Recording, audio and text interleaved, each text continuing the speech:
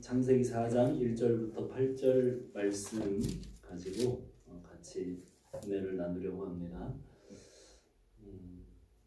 몇 주간 같이 모여서 예배하지 못하게 돼서 좀 같이 다들 보고 싶고 또 마음이 힘들고 특별히 코로나라고 하는 이런 질병 때문에 여러 가지로 또 갑갑함과 답답함, 어려움을 겪고 있을 모든 사람들, 특별히 우리 성도들 정말 같이 잘 이겨내는 시간이 되기를 바라고 또 하나님의 말씀으로 같이 은혜 받는 귀한 시간이 되기를 바랍니다. 4장 1절과 2절을 읽겠습니다. 아담이 그의 아내 하와와 동침하매 하와가 임신하여 가인을 낳고 이르되 내가 여호와로 말미암아 등남하였다 하니라. 그가 또 가인의 아우 아벨을 낳았는데 아벨은 양치는 자였고 가인은 농사하는 자였더라. 아멘. 우리는 지난주에 범죄한 인생들이 어떤 심판을 받고 에덴에서 쫓겨나게 되었는지, 또 생명나무로 가는 길을 그룹 천사들과 불칼로 생명나무의 길을 지키게 하신 것이 심판하시는 가운데 하나님의 은혜의 베푸심이었는지, 우리는 생명나무의 길을 가게 되어서 에덴의 복된 삶이 회복되게 되었는가에 대한 복음을 들었습니다. 오늘은 가인과 아벨 이야기를 통해서 하나님께서 말씀하시고자 하는 그 말씀에 귀를 기울이려고 합니다. 오늘 읽은 1절, 2절의 말씀은 에덴의 동쪽으로 쫓겨나서 살게 된 아담과 하와 부부의 이야기로부터 시작이 됩니다. 거기에 1절에 동침하다는 이야기는 히브리어로 야다인데 그것은 우리말 그대로 번역하면 알다라는 뜻입니다. 히브리어가 그 알다라는 단어가 체험적인 알다의 의미이기 때문에 우리 한글 개역 개정은 부부가 경험적으로 알게 되니까 결국은 아내가 하와가 임신하게 되었다고 그렇게 의역을 했습니다. 그런데 첫 아들을 낳고 하와가 한 말이 내가 여호와로 말미암아 등남하였다 라고 말합니다. 하나님의 말씀대로 임신해서 큰 고통, 산고 끝에 낳게 된 아기가 하나님이 말씀하신 창세기 3장 15절에서 여인의 후손으로 오는 뱀의 머리를 상하게 할 그 아이라고 생각을 했는데, 그래서 아이의 이름도 얻다, 획득하다, 생산하다, 그 이름이 가인이라고 지었는데, 그래서 여인의 후손인 줄 알았습니다. 그런데 가인은 여인의 후손이 아니었기 때문에 아담과 하와는 실망하게 되는 것이죠. 그래서 둘째 아이가 태어났을 때 그 이름을 아벨이라고 지었습니다. 히브리어로 아벨은 우리말 아벨은 헤벨이라는 단어예요. 그래서 헤벨은 전도서에서 나오는 헛되고 헛되며 헛되고 헛됨이 모든 것이 헛되도다 라고 하는 그 헛되다가 헤벨입니다. 그러니 이름이 무슨 뜻이에요? 아무것도 아닌 자, 헛된 자, 공허한 자. 어떤 부모가 자식의 이름을 그렇게 짓겠습니까? 그렇게 이름 지어진 아벨은 결국 그 이름과 같이 아주 어린 나이에 덧없이 형에게 쳐 죽임을 당합니다. 2절에는 그들의 직업이 소개되고 있습니다. 첫 아들 가인은 땅에서 농사하는 농부였고 둘째 아벨은 양을 치는 양치기였습니다. 자, 3절, 4절도 같이 한번 읽겠습니다. 세월이 지난 후에 가인은 땅의 소산으로 제물을 삼아 여호와께 드렸고 아벨은 자기도 양의 첫 새끼와 그 기름으로 드렸더니 여호와께서 아벨과 그의 제물은 받으셨으나. 세월이 지난 후 가인은 땅의 소산 곡식으로 제사를 드렸습니다. 아벨은 양의 첫 새끼와 그 기름으로 드렸습니다. 그런데 5절에 보니까 문제가 생깁니다. 가인과 그의 재물은 받지 아니하신지라 가인이 몹시 분하여 안색이 변하니. 여기에 나와 있는 이야기만으로는 왜 하나님께서 가인의 제사는 받지 않으셨는지 알기 어렵습니다. 그래서 많은 사람들이 모세 율법, 후대의 모세 율법을 생각하고 하나님께서는 피의 제사와 번제를 원하셨기 때문에 동물로 양으로 희생 제사와 피의 제사를 드린 아벨의 제사는 받으시고 곡물로 드린 제사는 받지 않았다고 해석을 합니다. 그러나 모세 율법에는 동물을 희생하는 피의 제사와 번제에 대해서만 설명하는 것이 아니라 곡식을 하얗게 빻아서 고운 가루로 만들어 드리는 소제에 대해서도 하나님께서 받으시는 제물로 기록하고 있습니다. 그러니 이 제물에 문제가 있었던 것은 아닙니다. 이 문제에 대한 실마리가 신약의 성경에 기록되어 있습니다. 히브리서 11장 4절에 보면 말씀이 적혀 있습니다. 히브리서 11장 4절로 가보겠습니다.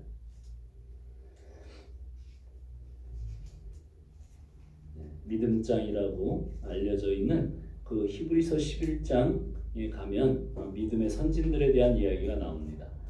4절 말씀은 이렇게 되어 있습니다. 믿음으로 아벨은 가인보다 더 나은 제사를 하나님께 드림으로 의로운 자라 하시는 증거를 얻었으니 하나님이 그 예물에 대하여 증언하심이라.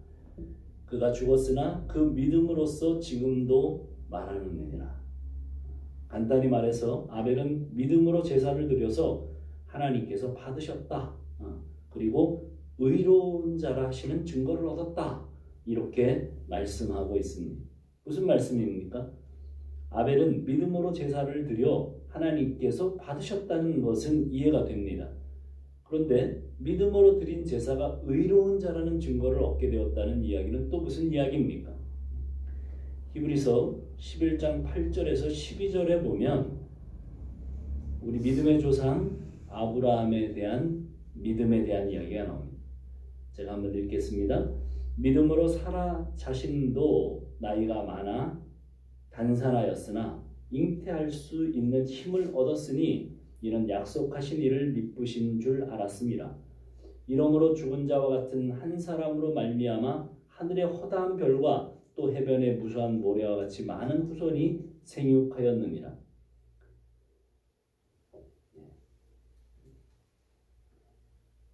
8절부터인데 11절부터 읽었습니다. 8절부터 다시 읽겠습니다. 믿음으로 아브라함은 부르심을 받았을 때 순종하여 장래 유업으로 받을 땅에 나아갈새 갈 바를 알지 못하고 나아갔으며 믿음으로 그가 이방의 땅에 있는 것 같이 약속의 땅에 거류하여 동일한 약속을 유업으로 함께 받은 이삭 및 야곱과 더불어 장막에 거하였으니 이는 그가 하나님의 계획하시고 지으실 터가 있는 성을 바랐습니다. 아멘.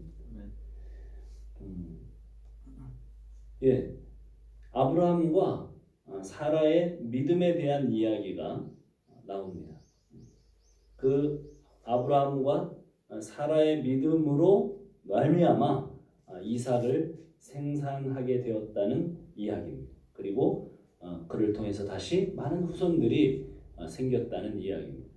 그러나 우리가 창세기 12장부터 알게 되는 이야기는 사실은 그들이 얼마나 믿음이 없었으며 얼마나 불신앙을 저질렀는가.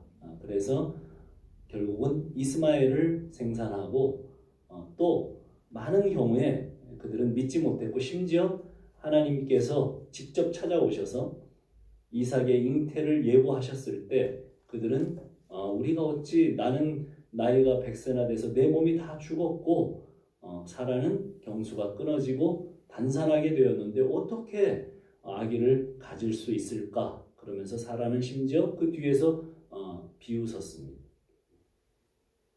그래서 하나님께서 내가 내년 이맘때 네가 분명히 아들을 낳게 되는데 그 이름을 이삭이라고 해라. 왜요? 네가 비웃었기 때문이다. 그래서 이삭의 이름의 뜻이 웃음입니다. 비웃음이 아니라 웃음입니다. 물론 하나님께서 그들의 비웃음을 웃음으로 바꿔주셨죠. 그들의 믿음이 한 것이 아니죠. 그들의 비웃음을 웃음으로 바꿔주신 것처럼, 진정한 웃음으로 바꿔주신 것처럼 하나님께서 그들의 믿음 없음을 믿음을 주셨습니다. 믿음조차도 그들에게 주신 것이죠. 결국 바울이 설명한 것처럼 너희는 그 은혜에 의하여 믿음으로 말미암아 구원을 받았으니 이것은 너희에게서 난 것이 아니요 하나님의 선물이라. 행위에서 난 것이 아니요 하나님의 선물이라는 것입니다. 믿음으로 똑같습니다. 오늘 아벨의 이야기도 믿음으로 제사를 받은 것이 아닙니다. 믿음을 주신 분도 하나님이시고 그 은혜로 의로운 자라고 증거를 주시는 분도 하나님이시라는 설명입니다. 재물의 문제는 분명히 아니었습니다. 그리고 단서가 하나 더 있습니다. 요한일서 3장 12절에 가면 가인같이 하지 말라. 그는 악한 자에게 속하여 그 아우를 죽였으니 어떤 이유로 죽였느냐. 자기의 행위는 악하고 그의 아우의 행위는 의로움이라. 이렇게 설명하고 있습니다. 가인은 살인자에게 악한 자가 아니라 악한 자에 속했기 때문에 그 열매로 살인을 한 것입니다. 아벨은 선한 분께 속하여 의로운 자가 된 것입니다. 가인의 문제는 나도 정성껏 드렸다. 나도 아벨 이상으로 온 마음을 다해서 내 직업소산에서 나온 그 곡식을 정성스럽게 드렸는데 왜 저 동생 것만 받느냐. 그러나 이 제사는 흔히 이방인들이 생각하는 것처럼 치성을 드리고 정성껏 드리면 되는 문제가 아닙니다. 그렇게 생각하고 율법에 나와 있는 대로 온 절기를 지키며 제물을 쌓을 곳이 없이 여호와께 하나님께 드렸던 때가 있었습니다. 아니, 하나님 앞에 이스라엘의 대부분의 역사는 그런 정성으로 하나님께 제사를 드렸습니다. 그런데 하나님께서 이사야를 통해서 이스라엘 백성들에게 말씀하셨습니다. 나는 너희들이 가져오는 양, 소, 그 기름과 그 살찐 것들을 태워드리는 연기에 질린 하나님이다. 누가 나를 위하여 이 성전문, 도대체 여기에 가져와서 제물을 드리는 저 성전문을 좀 누가 닫아줄 수 없겠느냐. 너희가 금식과 기도를 해도 나는 너희 기도를 듣지 않겠다. 왜 그렇게 말씀하세요? 너희의 드리는 제사와 기도에 그 손에 죄로 인한 피가 가득하기 때문이라고 설명합니다. 기도하던 그 손으로 고아와 가부를 압제하고 가난한 자들, 약한 자들의 피를 흘렸기 때문이라고 설명합니다. 사실 오늘날은 제사가 예배로 환원되었습니다. 근데 사실은 오늘날도 비슷합니다. 우리는 하나님께 모여서 드리는 예배, 의식으로서 예배를 잘 합니다. 헌금을 드리고 찬양을 드리고 기도를 드리고 열심을 드리고 이 모든 것을 하나님 앞에 열심으로 합니다. 우리 민족은 지나치게 열심이 특심입니다. 어떤 교회든 이 모든 의식적인 예배에서 정말 광적으로 잘 드립니다. 그러나 삶에서는 하나님의 말씀을 쫓아 살기보다는 하나님을 의식하지 않은 채 한 주간을 살아냅니다. 그것이 하나님을 설만히 여기며 살아가는 태도입니다. 사실 나의 삶은 코람데오의 삶이 아닙니다. 하나님 앞의 삶이 아닙니다. 그리고는 모여서는 어떻게 합니까? 그렇게 또 열심을 냅니다. 그래서 사도 바울이 너희 몸을 하나님이 기뻐하시는 거룩한 산 제물로 드리라. 이것이 너희가 드릴 예배다라고 말씀하고 있습니다. 너희의 예배, 너희의 삶이 예배라는 것입니다. 삶이 예배가 될 때, 산 제물이 되어 드려질 때 우리의 의식 예배도, 우리의 형식적인 이 예배도 삶이 모여 내 헌금, 내 연보의 태도가 되고 내 기도가 하나님께 상달되는 기도가 될 것이며 나는 말씀을 붙여가는 말씀을 붙드는 자가 될 것입니다. 5절과 6절로 나아가 보겠습니다. 창세기 4장 5절과 6절입니다. 가인과 그의 재물은 받지 아니하신지라 가인이 몹시 분하여 안색이 변하니 여호와께서 가인에게 이르시되 내가 분하여 함은 어찌 됨이며 안색이 변함은 어찌 됨이며.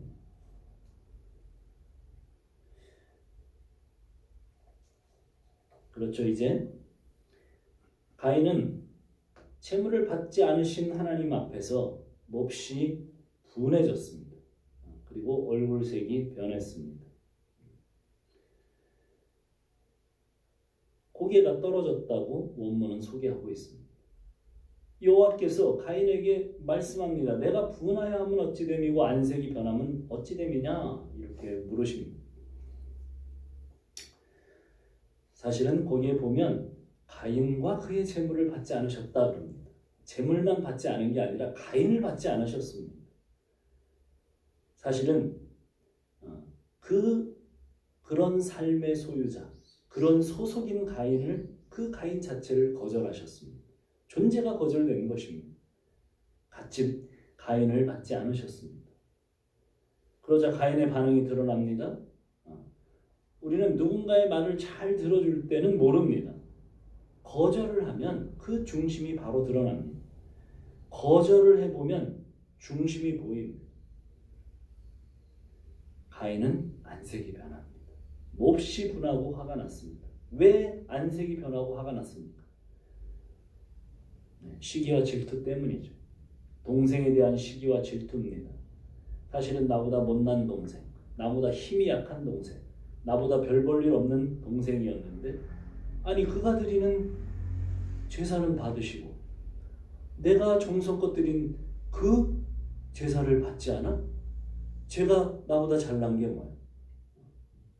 지금 잘나 있습니다. 하나님 앞에서.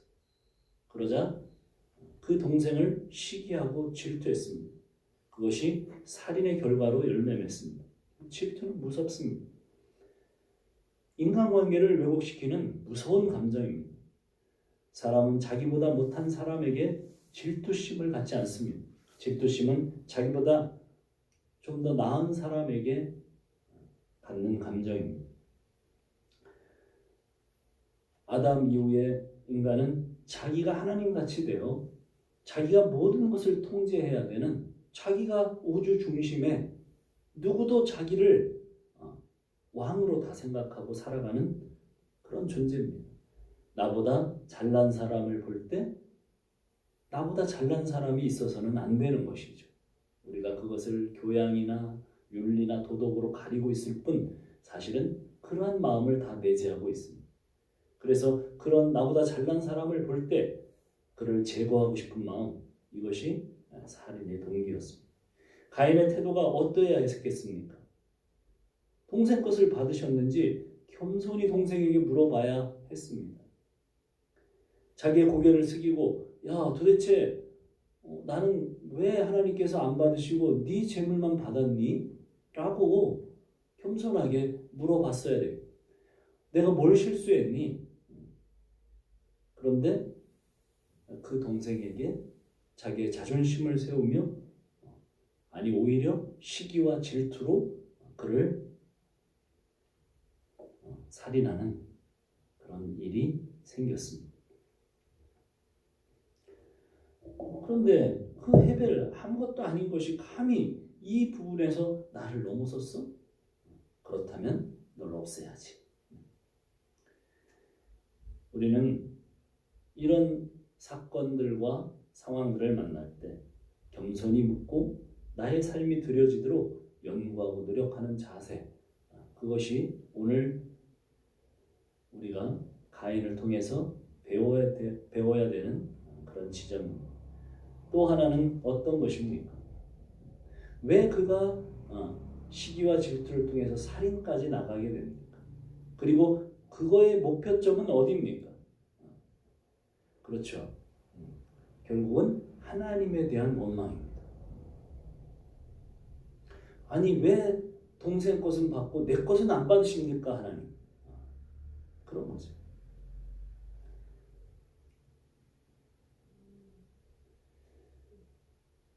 하나님은 공의로운 하나님 아닙니까? 왜 공평하게 똑같이 정성을 드린 그 재물을 왜 도대체 받지 않습니까? 자, 그렇게 질문하는 것은 무슨 질문이에요? 하나님이 뭔가 잘못하셨다는 거죠. 자, 하나님이 뭔가 잘못하셨다라고 하는 그런 질문은 하나님과 동등한 위치에 서 있어서야만 질문할 수 있습니다. 내가 생각하는 범주 안에 하나님 당신도 들어가야 되는 거예요. 내가 볼 때 하나님 이렇게 하시면 안 됩니다. 하나님, 내가 그렇게 하나님께 정성을 드리고 예배를 드리고 내가 이태껏 하나님께 그렇게 헌신했는데 당신이 나를 이렇게 대우하면 안 되죠. 그런 겁니다. 우리 신자들에게도 흔히 있습니다.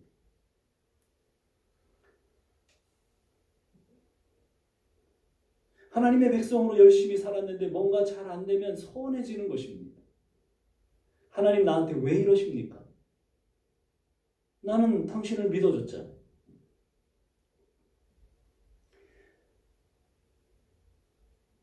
하나님의 마음, 전능자 하나님의 마음. 죄인들은 그것이 불편합니다. 내가 납득이 돼야 합니다.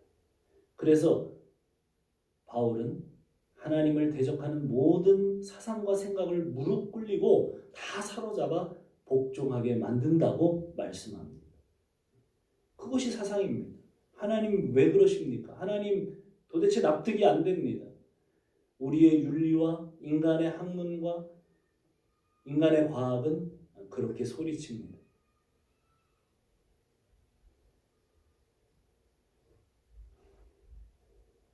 그러나 성경은 그 모든 사상과 그 모든 생각을 무릎 꿇리고 다 사로잡아 복종하게 만든다고 말씀합니다. 하나님이 긍휼히 여길 사람을 긍휼히 여기고 하나님이 긍휼히 여기지 않을 사람을 긍휼하게 여기지 않을 것이다.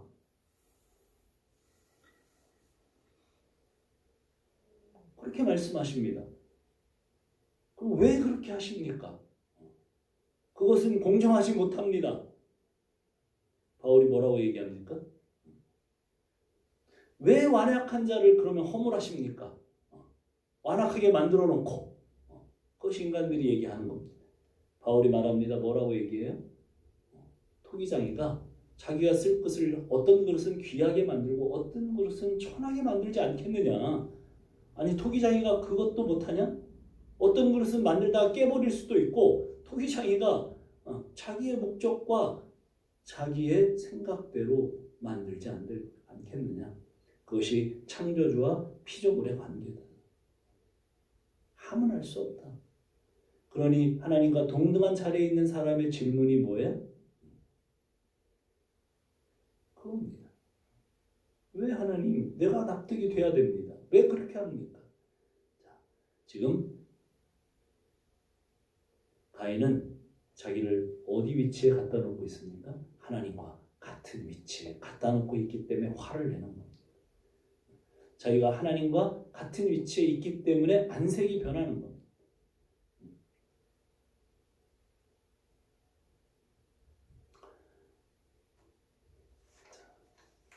그리고 우리는 7절로 8절에 나아가 보겠습니다. 같이 읽어봅시다. 시작. 내가 선을 행하면 어찌 낯을 들지 못하겠느냐? 선을 행하지 아니하면 죄가 문에 엎드려져 있느니라. 죄가 너를 원하는 너는 죄를 다스릴지니라. 가인이 그의 아우 아벨에게 말하고 그들이 들이 있을 때 가인이 그의 아우 아벨을 쳐 죽이니라.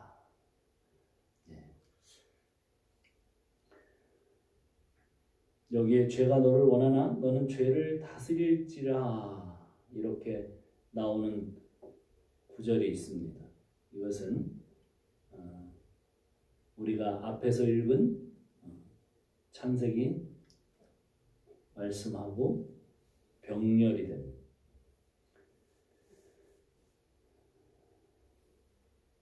어떤 병렬이냐면 하와가 그의 남편을 원한다. 그런데 그 남편은 하와를 다스릴 것이다. 그 이야기와 병렬을 일으킵니다.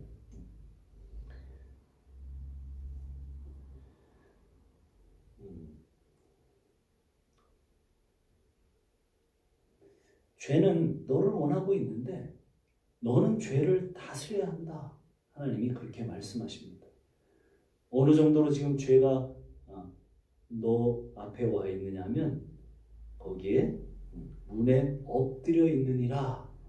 사자가 마치 자기의 먹이를 낚아채려고 하는 그것처럼 문만 나서면 확 달려들어서 삼키려고 하는, 마치 성경에서 신약에서 얘기하는 것처럼, 베드로 사도가 얘기하는 것처럼 우는 사자와 같이 삼킬 자를 찾고 있는 그런 욕망을 가진 죄가 네 앞에 도사리고 있다. 그런 얘기.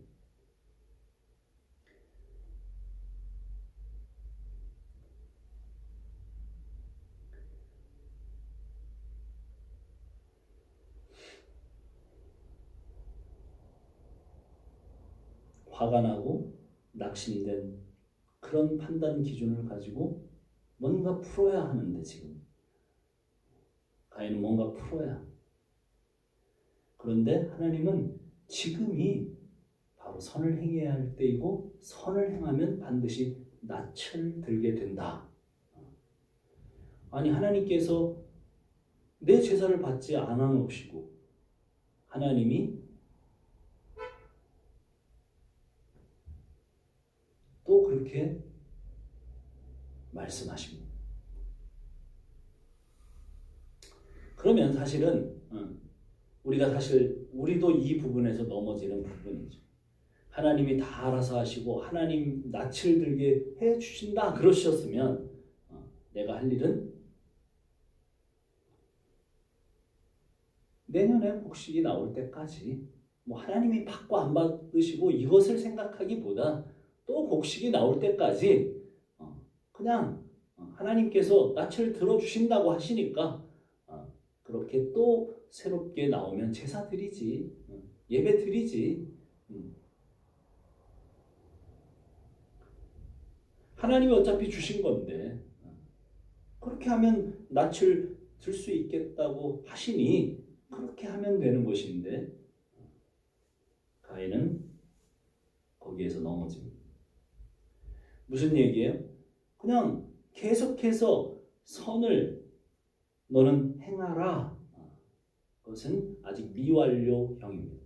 계속 행해야 된다. 언제까지 행해요? 죽을 때까지. 우리가 그런 이야기를 하죠. 죽기까지 죄와 싸우라. 죽기까지 하신 분이 계십니다. 죄를 알지도 못한 자기를 죄를 삼으시고 모든 진노를 퍼부으시고 버리지 않아야 될 아들을 아버지가 버리는 그 하나님 앞에서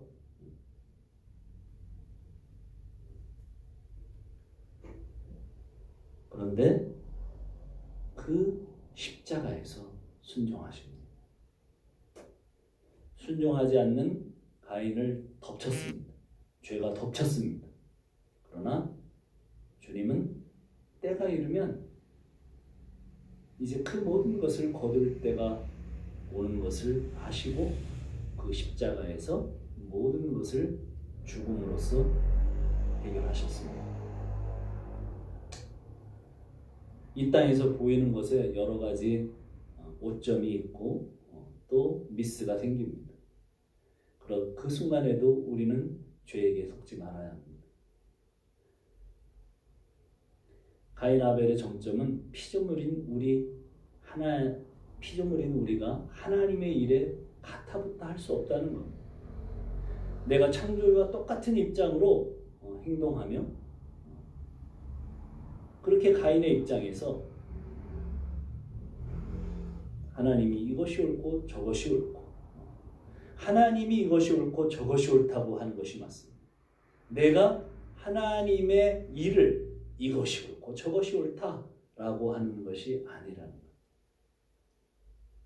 그것이 성경 전체 죄의 이야기입니다. 하나님이 의라고 하는 것이 의고 하나님이 죄라고 하는 것이 죄입니다. 그런데 가인은 내가 생각할 때 공평한 것이 의고 내가 생각할 때 공평하지 않은 것이 죄라고 생각을 했습니다. 하나님이 다 주관하시는데 거기에 반문합니다. 틀렸다고 따집니다. 내가 생각할 때 억울합니다. 하나님이 다 하시는 것 누가 생각을 고쳐야 합니까? 내가 고쳐야 합니다. 우리를 순종하는 자로 만들어 가시면 됩니다. 그래서 우리는 이 땅을 섬기는 자가 아니고 하나님을 섬기는 자가 맞습니다. 그래서 손해보고 내가 납득이 되지 않고 내가 이해가 되지 않더라도 그 하나님이 맞다고 하는 그 선을 향해서 한 걸음 한 걸음 뛰는 것입니다. 그것이 죄가 너를 원하나 너는 죄를 다스리라는 말입니다. 그러나 가인은 그의 아우 아벨에게 말하고 그들이 들에 있을 때 가인이 그의 아우를 쳐 죽였다는 이야기로 끝이 납니다. 아벨에게 말했다는 것은 고의로 아벨을 계획적으로 끌어내서 살인을 했다는 것입니다. 사실 이렇게 죄는 점점점 확대가 됩니다. 아담과 하와는 그냥 선악과를 따먹고 서로를 통제하려는 그 죄 안으로 들어갔습니다. 근데 그 죄가 이제 동생을 통제하려는 그 시기와 질투가 동생을 살인하는 것으로 열매 맺게 됩니다. 이후에 5장 이후에 계속해서 10장까지 노아의 홍수가 일어나기까지 모든 인류는 그 폭력과 살인과 질투와 미움과 그것으로 전멸할 때까지 그 죄의 영향력이 확대됩니다. 죄는 조그만 것으로부터 시작을 해서 계속 크게 열매 맺어 갑니다. 우리가 그 안에서 구원을 받은 그 죄인된 자리에서 구원을 받은 하나님의 백성이 되었습니다. 얼마나 감사한 일입니까? 거기에서 우리를 그 고리에서 그 영향력에서 우리를 꺼내시고 의의 자리에 두셨습니다. 의롭다고 여겨주셨습니다. 하나님의 백성으로 삼으셨습니다. 의롭게 사는 길이 열렸습니다. 생명나무 과실이 우리에게 이제 들어왔습니다. 선악과를 따먹은 그 손이 아니라 이제 선악과를 따먹는 그 손으로 우리가 살아갈 수 있는 길이 열렸습니다. 우리는 한 걸음 한 걸음 이 죄의 문제를 다시 한번 심각하게 생각하고 하나님께서 이 가인의 길에서 아벨의 길로 인도하신 그분을 찬양하며 다시 한번 아벨의 그 생각을 따라 자기가 죽음으로 주님의 그 예표가 되는 십자가의 죽음으로 하나님의 말씀을 납득이 되든 납득이 되지 않든 따라갔던 그 그리스도의 순종을 본받는 저희의 삶이 되기를 축복합니다. 사랑하는 성도 여러분, 이 모두가 이제 올바라지게 되는 날이 올 것입니다. 그날까지 우리는 죄와 죽기까지 싸우며 한 걸음 한 걸음 이 세상에서 승리하는 귀한 자들이 되기를 바랍니다. 네, 오늘은 지난주에 시청 직원이 다녀갔습니다. 코로나19 사태 때문에 여기에 사람들이 모여서 집회하는 것을 금하고 마치 거기에 확진자라도 한 사람이라도 생기면 행정처분으로 심각하게 벌금을 물린다고 경고하고 갔습니다. 그래서 오늘부터는 모든 사람이 예배를 드리지 않고 오늘 이 예배를 촬영하고 녹화하는 무경 형제 혼자 앉아 있습니다.